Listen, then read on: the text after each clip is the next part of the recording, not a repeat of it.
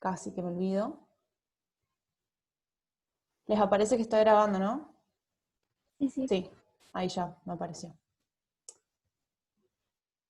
Bueno, fíjense, yo en la primera diapo planteé el problema número 1, ¿sí? La situación problemática número 1, porque me parece interesante trabajar el tema de diferenciación sexual del embrión a partir de este problema, ¿sí? Porque eso es algo re importante, no es difícil, pero uno cuando lo lee en el Power dice esto es chino básico, pero no, es re fácil en realidad.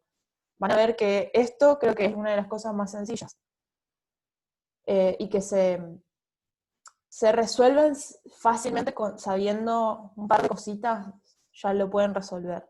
Después creo que lo más complejo es ciclo menstrual, ¿sí? Ciclo menstrual creo que es lo más difícil de entender. Así que esto van a ver que en realidad no es difícil. Parece difícil, pero no lo es tanto. Así que bueno, vamos a ir leyendo de a poco el problema. Dice, María es una estudiante de secundaria de 17 años que creció al mismo ritmo que sus compañeras de escuela e incluso tuvo desarrollo de las mamas. Sin embargo, nunca tuvo su primera menstruación. También lo van a encontrar en la bibliografía como menarca. La menarca es la primera menstruación, ¿sí? A pesar de que los ciclos menstruales de su mamá comenzaron a los 13 años y los de su hermana a los 12. ¿Eso por qué la acotación? Porque generalmente para conocer aproximadamente cuándo una mujer tendrá su primera menstruación, se hace alusión al momento en el que su madre tuvo la primera menstruación, porque en general suele ser a la misma edad o a una edad cercana, ¿sí? Su historia clínica no mostraba nada normal excepto la ausencia de menstruación, amenorrea primaria. En un examen ginecológico se detectó que tenía una vagina corta y ciega, que no tenía un cérvix visible. Cérvix es lo mismo que decir cuello del útero. Tampoco tenía desarrollado el útero ni los ovarios. No tenía vello púbico o axilar y tenía muy poco vello en sus brazos y piernas. Sus niveles de cortisol y prolactina en suero eran normales, así como resultados de la prueba de la función de la tiroides. Sin embargo, sus niveles de testosterona eran muy elevados, más elevados incluso que los de un varón normal. Aclaración. ¿Por qué dice que más elevados incluso que los de un varón normal? Porque, o sea, las mujeres también tenemos secreción de testosterona, pero son niveles muy bajos, la cantidad de testosterona que las mujeres segregamos, ¿sí? Porque justamente la testosterona que se segrega es a partir de las glándulas suprarrenales, ¿sí? ¿Se acuerdan? Eso ya lo habíamos visto, ¿sí? Lo habíamos nombrado, y que de hecho es la responsable de generar el crecimiento del vello corporal, ¿sí? Sobre todo el vello púbico y axilar, que está relacionado a los caracteres sexuales, ¿sí? Entonces, también puede hacer un efecto sobre el comportamiento sexual y sobre la libido. Pero bueno, normalmente esos niveles de testosterona en las mujeres no son altos, ¿sí? Son niveles bajos. Pero decía que ella tenía niveles re altos de testosterona y a pesar de eso no tenía pelo. Es muy raro eso, ¿sí? Porque si vos decís, bueno, una mujer tiene niveles de testosterona súper altos, entonces tendría que tener mucho pelo, ¿sí? Pero a ella le pasaba lo contrario. Después dice, a partir de estos resultados, su médico solicitó un examen genético en donde se detectó que su genotipo eran 46XY, o sea, que se analizó el cariotipo de esta mujer, ¿sí? Y ahí se detectó que en realidad ella tenía un cariotipo masculino, ¿sí? Porque la presencia de este cromosoma Y determina supuestamente luego un sexo genotípico masculino, ¿sí? Y después dice, en una cirugía exploratoria se detectó que tenía testículos intraabdominales, o sea que en realidad ella tenía testículos, pero nunca los habían bajado, ¿sí? Nunca habían bajado esos testículos. Los médicos le explicaron a María que tenía el síndrome de feminización testicular. El sexo genotípico de María es masculino y sus gónadas son testículos, pero ella presenta un fenotipo masculino. Perdón, un fenotipo femenino. Acuérdense, genotipo hace referencia a los genes, fenotipo hace referencia a lo que nosotros somos externamente, físicamente. ¿Sí? Y las gónadas son los órganos que producen células sexuales. ¿Sí? Al no tener ovarios ni útero, no va a ser capaz de tener ciclos menstruales ni quedar embarazada. Frente a este caso, debe responder. Bueno, obviamente que no va a tener ovarios y útero porque no podés tener ovarios y testículos. O tenés uno o tenés el otro, digamos, por eso. En condiciones normales, ¿cómo un feto con genotipo XY se desarrolla fenotípicamente como un varón? O sea, traducción, como un feto que tiene genes masculinos se vuelve también como varón en la parte fenotípica, o sea, en su cuerpo físicamente. Y como un feto, genotipo XX, ¿sí? O sea, genotipo femenino, se desarrolla fenotípicamente como una mujer. Entonces, ahí es donde entra el tema de la diferenciación embrionaria, ¿sí? Por eso me gustó este problema, para empezar a explicarles un poco esto. Van a ver que yo me eché un montón de la teoría acá, pero haciendo aclaraciones como para que ustedes lo entiendan mejor. Entonces, ¿qué pasa? Cuando nosotros recién estamos siendo gestados, por ejemplo, aproximadamente hacia la semana 6 de gestación, los tejidos embrionales son bipotenciales, o sea que pueden diferenciarse a masculino o a femenino, ¿sí? Sobre todo hace referencia a las gónadas, ¿sí? Vos tenés una gónada que es bipotencial, o puede transformarse en un ovario o puede transformarse en un testículo. Esa gónada está formada por una corteza, que es la parte externa de esa gónada, y una médula, que es la parte externa, la parte interna, perdón, la parte interna de la misma. También tenemos conductos, digamos, de esa gónada salen conductos de Wolff y conductos de Müller. Ahora les muestro la imagen. Entonces, esa es la gónada bipotencial, que dependiendo de qué influencias sufra o no sufra, se va a diferenciar en función de esos estímulos que sufra o no sufra. Ahora vamos a ver qué es lo que pasa. Fíjense, esta es la gónada bipotencial, ¿sí? Estos amarillos son los conductos de Wolff. Y estos acá azules son los conductos de Müller. ¿Ves que los conductos de Müller son más externos y los conductos de Wolff son más internos? ¿Sí?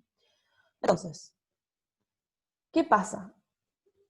Si la persona, digamos, si el feto que está siendo gestado tiene el cromosoma Y, ese cromosoma Y tiene un gen que se llama SRI, el cual va a estimular a la secreción de proteínas que van a estimular el desarrollo de la médula de la gónada, ¿sí?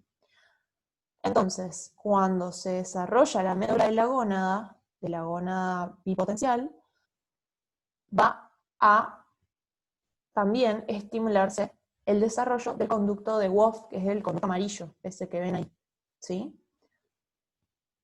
Esta médula va a desarrollarse y se va a empezar a generar testosterona, ¿sí? La testosterona es una hormona que estimula el desarrollo del epidídimo, el conducto deferente, la vesícula seminal, que son todas estructuras correspondientes a un fenotipo masculino, ¿sí? Entonces, ¿qué va a pasar? También se va a secretar una hormona que se llama hormona antimülleriana. Entonces, ¿a qué le suena? Si dice antimülleriana, y nosotros antes teníamos también conducto de Müller, bueno, que va a producir la degeneración del conducto de Müller. ¿Por qué? Porque el conducto de Müller es el correspondiente al que formaría a las gónadas femeninas, ¿sí? Entonces, si yo empiezo a secretar testosterona y por lo tanto empiezo a desarrollar el conducto de Wolff y al mismo tiempo también secreto la hormona antimülleriana que me hace degradar el conducto de Müller, ¿sí? Y también estimulo a la generación del testículo a partir de la médula de la gónada, voy a derivar en la constitución de un feto masculino, fenotípicamente, ¿sí? Entonces, eso es lo que sucede cuando nosotros tenemos un feto que genotípicamente posee el gen SRI, ¿sí? Hasta ahí vamos. Ahora, ¿qué pasa cuando nosotros no tenemos ese gen? Entonces, si yo no tengo ese gen, lo que se va a, digamos, estimular en la generación es la corteza de la gónada bipotencial. Acuérdense que antes se estimulaba la generación de la médula, ¿sí? Entonces, ¿qué pasa cuando yo no tengo ese gen SRI? Se estimula la generación de la corteza. Entonces, por lo tanto, se empieza a formar un ovario. Y como yo no tengo hormona antimülleriana, se empieza a desarrollar también el conducto de Müller, ¿sí? Que es el conducto de color azul que tenemos ahí. Ese conducto de Müller se transforma en las trompas de falopio, en el útero, en el cervix o cuello del útero, como le quieran llamar, y también en la vagina, ¿sí? Entonces empieza a formar todas las estructuras que corresponden a un feto femenino, ¿sí? Entonces, en fin, esto es complejo, pero al mismo tiempo es muy sencillo, porque todo se reduce a un solo gen, ¿sí? Todo se reduce a la presencia o a la ausencia del gen SRI. Fíjense la siguiente diapo. Acá, la determinación sexual depende de la presencia o ausencia de la región de determinación del sexo del cromosoma Y o gen SRI. Este gen produce una proteína que se llama factor determinante del testículo, ese es el que hace desarrollarse el testículo, que se une al ADN y activa genes adicionales que producen productos proteicos que dirigen el desarrollo de la médula gonadal para formar el testículo. Ya se los traducía esto, ¿sí? Simplemente les dejé la diapo como para que lo tengan ahí resumido en un párrafo, ¿sí? Pero bueno, no se preocupen porque igual esto queda grabado, después lo pueden ver de nuevo. Acá les puse el cuadrito que estaba en la teoría para que vean que en realidad es lo mismo, nada más que por ahí, yo acá se los desarrollé mejor, pero en realidad es muy sencillo esto, ¿sí? Uy, está re fuerte el mate. Fíjense, nosotros tenemos el sexo genotípico, en los machos es XY, en las hembras es XX. O sea que son los dos cromosomas iguales. El sexo gonadal está determinado por la presencia del gen SRI, ¿sí? Ese gen SRI produce la atrofia de la corteza de la gónada bipotencial y al mismo tiempo desarrollo de la médula bipotencial. Entonces, si yo no tengo ese gen SRI como ocurre en las hembras, no tengo el estímulo que me provoca el desarrollo de la médula, entonces por lo tanto la médula se atrofia y se desarrolla la corteza, ¿sí? Y en el sexo genital o fenotípico, acuérdense, gónada se refiere testículo ovario, ¿sí?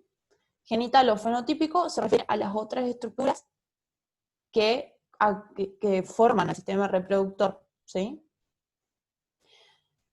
Entonces, el sexo genital está o se desarrolla a partir del conducto de Wolff, ¿sí?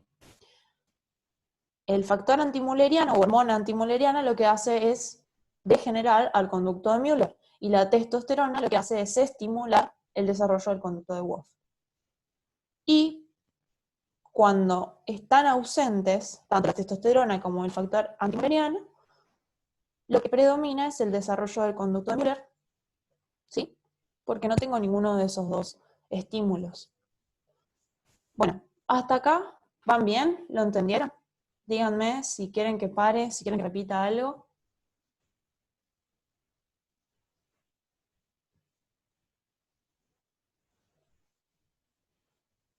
Ah, bueno, genial. Bueno, sí, entonces. Fíjense, acá es lo mismo, ¿sí? Simplemente les puse las varias diapos para que vean que lo que yo les expliqué está todo en la teoría, ¿sí? Bueno, dice, la zona de región determinante del sexo del cromosoma Y es la SRY, produce el factor determinante testicular que inicia la producción de proteínas que desarrollan la médula de la gónada. ¿Sí? Les estoy traduciendo lo que dice. Entonces, esto estimula a las células de Leydig para secretar testosterona, que controla el desarrollo de los conductos de Wolff para transformarse en estructuras accesorias, y el desarrollo de los genitales externos, pero por acción de la hidrotestosterona, porque la testosterona, cuando está en los tejidos, en ciertos tejidos del macho, se transforma en hidrotestosterona que le permite generar estas características externas, ¿sí? Y también actúa sobre las células de Sertoli, que son otras células que se encuentran en el testículo, a secretar hormona antimülleriana, y esta hormona antimülleriana produce la regresión del conducto mülleriano, ¿sí? Y acá lo mismo, ¿sí? Ya lo expliqué, ¿sí? Todo lo que les expliqué antes está acá, pero es otra imagen como que está bastante linda, entonces las puse. Ahora, recién dijimos que se estimula a las células de Sertoli para que secreten la hormona antimülleriana y a las células de Leydig para que secreten testosterona y dihidrotestosterona, ¿sí? Acá vuelvo a repetir lo mismo que ya les dije recién, ¿sí? Bueno, ahora, en los embriones femeninos nosotros no tenemos el gen SRY, entonces se desarrolla la corteza de la gónada, ¿sí? Bueno, vuelvo a repetir lo mismo que ya les expliqué, simplemente son aclaraciones. Seguimos. María se sentía y se veía como una mujer, aunque genotípicamente y gonalmente era un varón. Su síndrome fue causado por una enfermedad genética que produce deficiencia funcional o ausencia de receptores de andrógeno en los tejidos diana. O sea, para decirlo en criollo, ¿qué le pasaba a Marina, a María? Ella tenía todo para ser un varón, por lo menos genotípicamente y gonalmente, pero sus tejidos no respondían a la testosterona, ¿sí? Ella secretaba y secretaba y secretaba y secretaba testosterona, pero sus tejidos no tenían receptores para darle bola a esa testosterona. Y eso hacía que ella no tenga pelo, que nunca haya desarrollado los caracteres sexuales masculinos, ¿sí? Y ella no tenía... Sí, sí, ¿Y por pregúntame. qué es que no tiene los receptores? Porque es una deficiencia. O sea, Una cuestión genética, o sea, nació claro, así. claro. Sí, sí. Y la pregunta es, ¿cuál de las siguientes características es explicada por la falta de receptores de andrógeno? Presencia de genitales externos femeninos, ausencia de cérvix y útero, ausencia de vello corporal o presencia de testículos. Fíjense qué pasa. Que ella tenga genitales externos femeninos está explicada por la deficiencia esta, porque si vos decís, bueno, yo tengo todo para ser un varón, pero ¿qué pasa? Mis tejidos no responden. Entonces, si mis tejidos no responden, yo automáticamente, fenotípicamente voy a ser una mujer. Entonces, mis tejidos se van a desarrollar como si fuera una mujer. En realidad ella es una mujer, digamos, porque se siente mujer, ¿sí? Pero hablando en términos biológicos, ¿sí? Por lo tanto, si la testosterona no puede hacer efecto sobre sus tejidos, sus genitales externos femeninos, sus genitales externos van a ser femeninos, ¿sí? Y tampoco va a tener vello corporal, porque acuérdense que era lo que habíamos hablado. La testosterona tiene como efecto, justamente, uno de los efectos de la testosterona es producir vello corporal en cualquier persona, ¿sí? Ahora, ni siquiera tiene testosterona, ni siquiera responde siendo mujer O sea, cualquier mujer produce testosterona, ¿sí? Pero ella ni siquiera responde en poca medida, ¿sí? Entonces por eso no tiene vello corporal. Y después dice, ¿por qué los niveles de testosterona de María eran aún más elevados que los encontrados en varones? Bueno, ¿qué pasa? Porque ella, ahora lo vamos a ver bien en el eje hipotalámico o hipofisiario, lo van a entender mejor, pero ¿qué pasa? Nosotros sabemos que la hormona liberadora de gonadotrofinas que se secreta en el hipotálamo estimula la liberación de LH y FSH, que son las dos gonadotrofinas hipofisiarias, que van a estimular a la secreción de testosterona. ¿Cómo se frena ese mecanismo? A través de un mecanismo de retroalimentación, ¿sí? Pero, ¿qué pasa? Cuando los efectos de las testosteronas no surten, o sea, porque como yo secreto testosterona, pero nunca me hace efecto en el cuerpo esa testosterona, se va a secretar aún más porque el cuerpo va a intentar que de alguna manera se produzcan esos efectos que se está buscando, ¿sí? Entonces, por eso es que hay una hipersecreción de LH y por lo tanto un aumento en la secreción de testosterona. Pero ¿qué pasa? A esta chica María le extirpan los testículos, ¿sí? Y cuando le extirpan los testículos, los niveles de LH se normalizan, ¿sí? ¿Qué pasa? ¿Por qué le extirpan los testículos? Porque es un factor para la producción de cáncer. Sí, lo estuve googleando, igual esto no se los preguntan, pero lo estuve googleando un poco cuáles son las consecuencias de este trastorno, de esta enfermedad, y es la producción de cáncer en esas células. Y después pregunta por qué María tuvo desarrollo mamario. Bueno, nosotros si producimos tanta cantidad de testosterona, vamos a tener en cierta proporción una conversión periférica. O sea, en los tejidos periféricos, algo de esa testosterona se transforma en estradiol, ¿sí? O en estrógenos. Y por lo tanto, esa gran concentración de estrógenos van a producir el desarrollo de las mamas, ¿sí? Como ella secreta tanta testosterona, parte de esa testosterona se transforma en estrógeno, y ese estrógeno es lo que produce el desarrollo mamario, ¿sí? Y después esta es una pregunta de ya el resto del coloquio, si no es del problema. Van a ver que yo se los fui cambiando de orden porque les había explicado.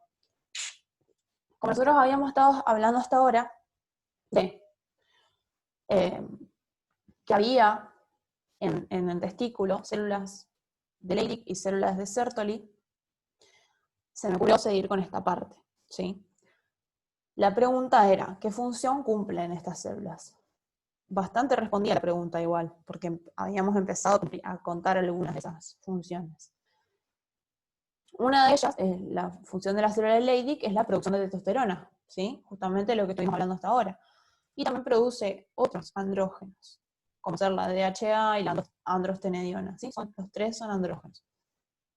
Y después tenemos a las células de Sertoli. Las células de Sertoli son muy especiales, son células muy grandes que forman lo que se llama la barrera hematotesticular, que ya les debe sonar ese nombre de anatomía, ¿sí?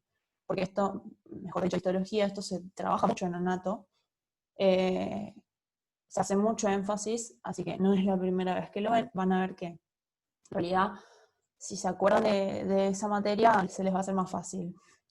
Fíjense, forma la barrera hematotesticular. ¿Por qué? Porque lo que hacen las células de Sertoli es tratar de proteger a las células germinales que se encuentran entre ellas.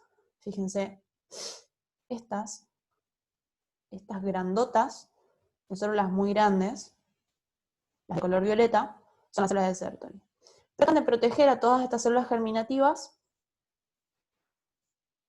de que no tengan contacto directo con la sangre, porque en la sangre nosotros tenemos un montón de células de nuestro cuerpo que lo que hacen es destruir a las células que son extrañas, ¿sí? O sea, son diferentes tipos de leucocitos, células del sistema inmune.